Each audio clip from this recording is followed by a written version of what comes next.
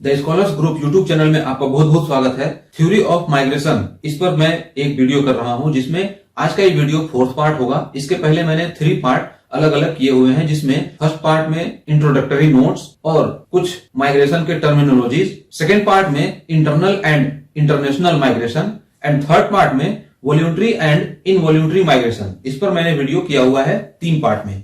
आज का ये वीडियो आप देख रहे हैं पुश एंड पुल, ये मेथड होता है माइग्रेशन का, एक्चुअली में इंटरनल माइग्रेशन का होता है। तो आज का ये वीडियो इस टॉपिक पर बेस्ड होगा, हालांकि पुश एंड पुल का थोड़ा सा डिटेल्ड एक्सप्लेनेशन के साथ में होगा।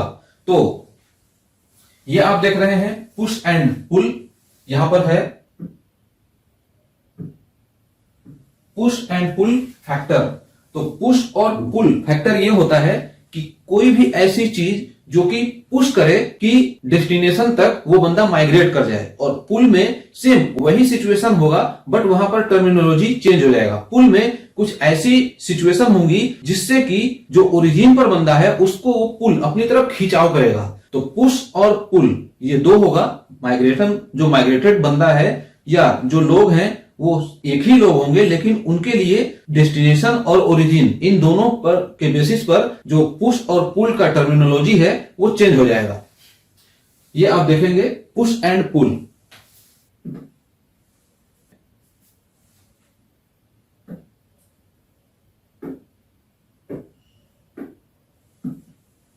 इंट्रोडक्शन, मैंने पहले ही बताया कि जो पुश और पुल ये क्या होगा कि पुश कोई भी एक ऐसी प्रॉब्लम, कोई भी एक ऐसी सिचुएशन जो कि बंदे को पुश करेगी डेस्टिनेशन की तरफ जाने के लिए, और पुल एक ऐसा सिचुएशन होगा जो कि अट्रैक्ट करेगा पर्सन को अपनी तरफ आने के लिए। तो बेसिकली पुश का यूज ओरिजिन के केस में करेंगे और पुल का यूज डेस्टिनेशन की ओर करेंगे। Push and pull factors of migration are based on the various combination of regions in which a person migrate either with his own choice or is forced to move from origin। अपने choice से या फिर force किया जाएगा, वो किसी भी situation में हो सकता है। ये पुश और पुल फैक्टर होगा जो कि एक तरफ बंदा जाने के लिए मजबूर होगा और दूसरी तरफ खिंचाव के लिए होगा। ये हो जाएगा push and pull. Push and pull factors में vary from place to place. हर प्लेस टू प्लेस पुश और पुल का जो डेफिनेशन है, मतलब वो जो रीजन है वो चेंज होता रहेगा, बट जो पर्सन है वो सिंगल एक ही पर्सन के लिए पुश और पुल का जो रीजन है वो प्लेस टू प्लेस वेरी करेगा। पुश एंड पुल फैक्टर्स में also depend on the individuals opinion. यही इंडिविजुअल ओपिनियंस, उसके बेसिस पर आगे के स्लाइड में अभी आप जब देखेंगे कुछ ऐसे एग्जांपल्स हैं, उन एग्जांपल्स के बेसिस पर आप समझ जाएंगे कि पुश और पुल का जो मेथोडोलॉजी होगा वो किस तरीके से रीजन पर वर्क करता है। Common push factor, common push factor, अभी कुछ कॉमन पुश फैक्टर मैंने अभी स्टार्टिंग में क्या बताया कि जो बंदा ओरिजिन पर होगा वो उसको कुछ ऐसी वजह होगी, कुछ ऐसे रीजन होंगे जो उसको पुश करेगा कि डेस्टिनेशन की तरफ वो जाए, और डेस्टिनेशन पर कुछ ऐसी चीजें अट्रैक्ट करेंगी जो कि वो बंदा खींचा हुआ चला आएगा, जैसे कि employment, job opportunity, education, good health services, इस तरीके की चीजें। तो कॉमन पुश फैक्टर क्या होगा? Poverty, war, famine, social discrimination, natural disaster,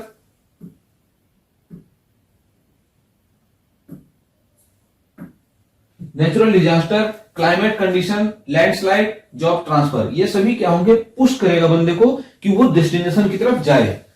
poverty, अगर किसी को पॉवर्टी है तो वो ना चाह करके भी वो पुश होगा, मतलब उसको पुश होना पड़ेगा अर्बनाइजेशन की तरफ जाने के लिए, अर्बन एरिया की तरफ जाने के लिए। वॉर, फेमाइन, कुछ वार हो गई, फेमाइन हो गया तो वो पुश होगा, और साथ में सोशल डिस्क्रिमिनेशन, नेचुरल डिजास्टर, ये सारी चीजें। तो पुश के केस में बंदा मजबूर होगा कि एक तरफ से दूसरी तरफ वो जाए। अब वो चाहे वो उसकी खुद की अपनी चॉइस हो सकती है या वो फोर्सफुली भी हो सकता है, ये दोनों में से कोई सा भी हो सकता है, वो उसके पर्सनल ओपिनियन के ऊपर ये डिपेंड करता है। पुश हो गया। और सिमिलरली कॉमन पुल फैक्टर भी वही होगा, उस बंदे की ओपिनियन, कॉमन ओपिनियन के बेसिस पर ये बेस होगा कि पुल में कौन सी कंडीशन आएगी।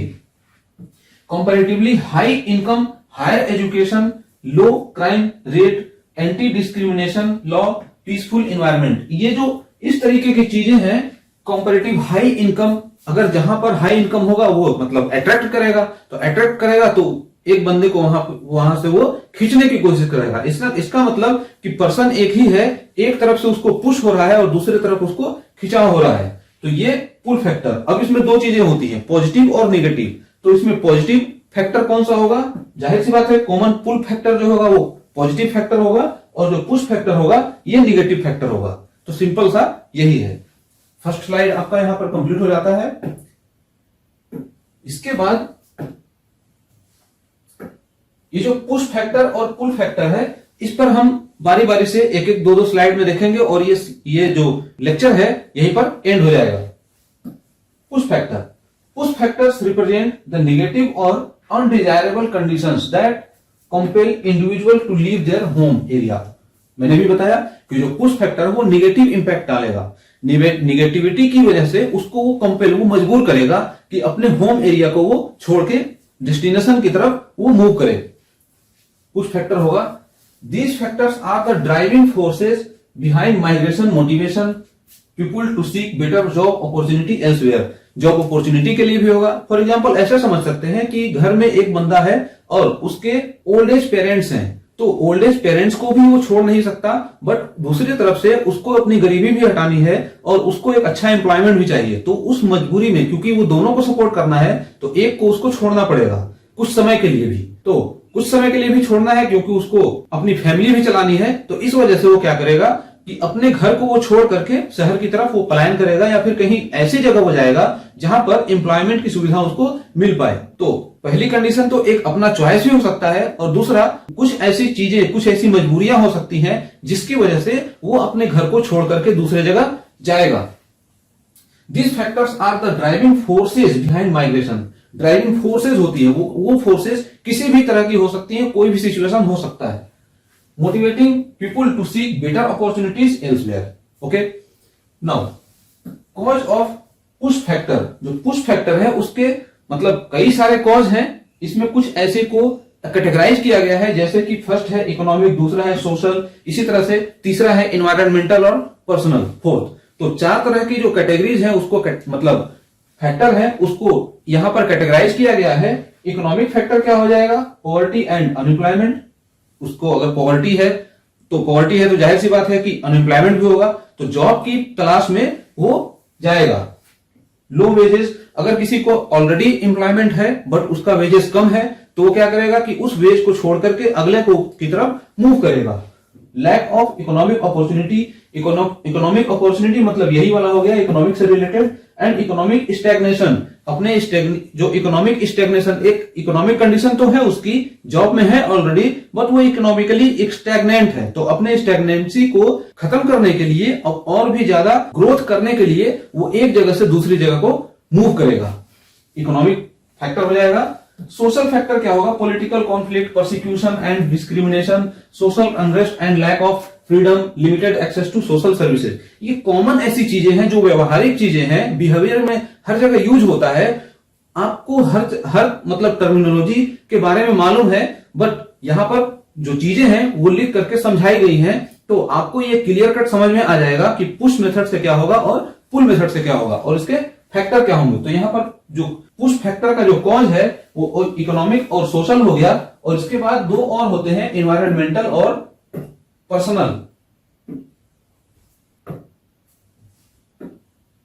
ये इन्वायरमेंटल एंड पर्सनल। तो इन्वायरमेंटल में क्या हो जाएगा? Natural disaster, environmental degradation, climate change. इसके पहले के वीडियो में भी मैंने एक एक दो लाइन में इसको समझाया है।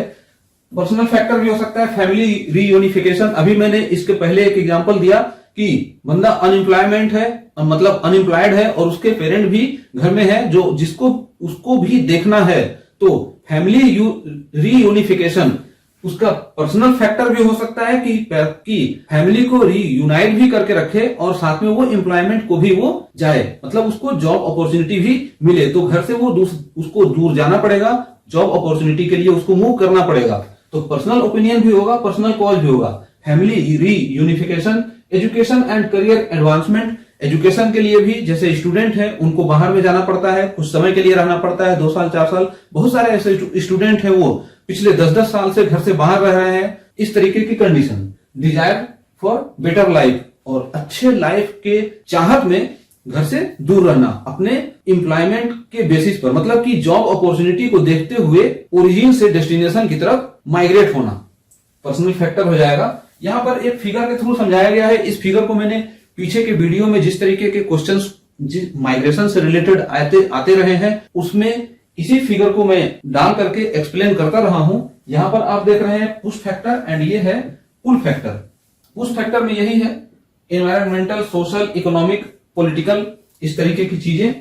और पुश फैक्टर ऐसा फैक्टर होगा जो कि ओरिजिन से लीव करने के लिए ये मजबूर करेगा, छोड़ने के लिए। वो कौन कौन सी कंडीशन हो सकती है? पॉवर्टी, फियर, डिजास्टर, अनएम्प्लॉयमेंट, ये ऐसी चीजें होंगी जो कि उसको मजबूर करेगा, कि पुश करेगा कि ओरिजिन से वो डेस्टिनेशन की तरफ जाए। और डेस्टिनेशन पर क्या होगा? पुल होगा for finding safety, opportunity, stability, freedom, इस तरीके की चीज।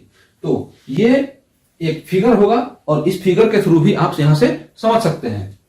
नाउ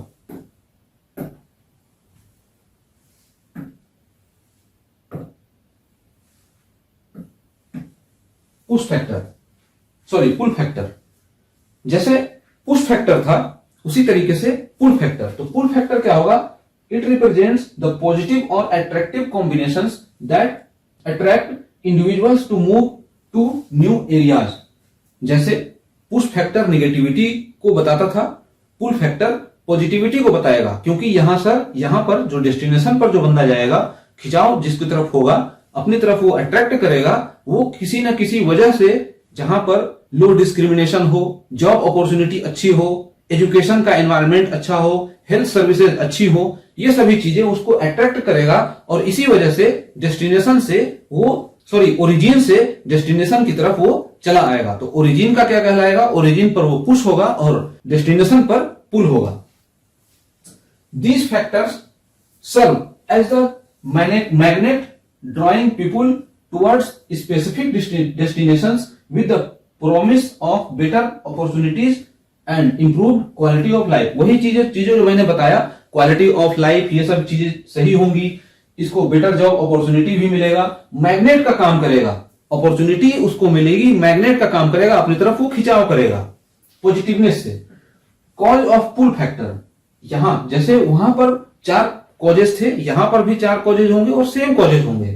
पुल फैक्टर में क्या होगा? Employment opportunity same. आप जब देखेंगे पुश फैक्टर में और पुल फैक्टर में, ये दोनों में सेम टू सेम होगा। बस जब पुश फैक्टर में जो इकोनॉमिक कंडीशन है, वो उसकी इकोनॉमिक कंडीशन वहां पर खराब है, सही नहीं है, इस वजह से वो कंडीशन उसको पुश कर रही है कि आगे जाकर के अपनी इकोनॉमिक कंडीशन को वो सही करे। बट यहां पर जो पुल फैक्टर है, इस पुल फैक्टर में इकोनॉमिक अपॉर्चुनिटी यहां पर है लिखा हुआ, तो वो इकोनॉमिक अपॉर्चुनिटी दिख रही है, इस वजह से वो इकोनॉमिक अपॉर्चुनिटी अपनी तरफ अट्रैक्ट करेगी और खिंचाव करेगी। Employment opportunity, economic growth and prosperity, access to market and resources, entrepreneurial opportunity, ये सभी इकोनॉमिक में आएगा। और इसका ये एक फिगर है जो आप देख रहे हैं, ओरिजिन एंड डेस्टिनेशन। तो यहां पर ये क्या करेगा? पुश होगा, पुश, और यहां पर ये पुल होगा। पुश से पुल की तरफ कुछ ना कुछ ऐसी चीजें, कुछ ऐसी वजह जो कि इसको पुश करेगी, जिससे कि वो पुल जो डेस्टिनेशन की तरफ वो जाएगा। और ये जो बीच में ये जो रास्ते हैं, ये सभी कहलाएंगे इंटरवेनिंग ऑब्स्टेकल्स या इंटरवेनिंग अपॉर्चुनिटी। तो कुछ भी बाधाएं, कुछ भी प्रॉब्लम अगर आएगी, तो उस प्रॉब्लम से रिलेटेड जो टर्म होगा वो कहलाएगा इंटरवेनिंग ऑब्स्टेकल्स। और इस रास्ते से होते हुए अगर उसको अपॉर्चुनिटी मिलती चली जाएगी, तो यही जो रूट है ये इंटरवेनिंग अपॉर्चुनिटी कहा जाएगा। तो ये इस रूट को 2 अलग अलग नाम से भी जानेंगे। तो एग्जामिनेशन में ऐसे भी क्वेश्चन आता है, ये जो रूट है इंटरवेनिंग ऑब्स्टेकल यहां लिखा हुआ है, इसके जगह पर इंटरवेनिंग अपॉर्चुनिटी भी लिखा हुआ मिलेगा। तो जरूरी नहीं है कि कोई बंदा घर से निकला, ओरिजिन से अपना बाहर आया, तो उसको साथ के साथ उसको अपॉर्चुनिटी मिलती चली जाएगी। वो कई जगह संघर्ष करेगा, उसको कई सारे ऑब्स्टेकल का सामना करना पड़ेगा। और कुछ ऐसी भी कंडीशन हो सकती है कि वो घर से निकला, ओरिजिन से अपने डेस्टिनेशन की तरफ चला और उसको साथ के साथ अपॉर्चुनिटी मिलती चली गई। तो ये वही रूट है इंटरवेनिंग ऑब्स्टेकल्स, और ओरिजिन से ये डेस्टिनेशन की तरफ जाएगा। और ये जो कंडीशन है, ये लॉ ऑफ माइग्रेशन कहलाता है। इकोनॉमिक हो गया। इसके बाद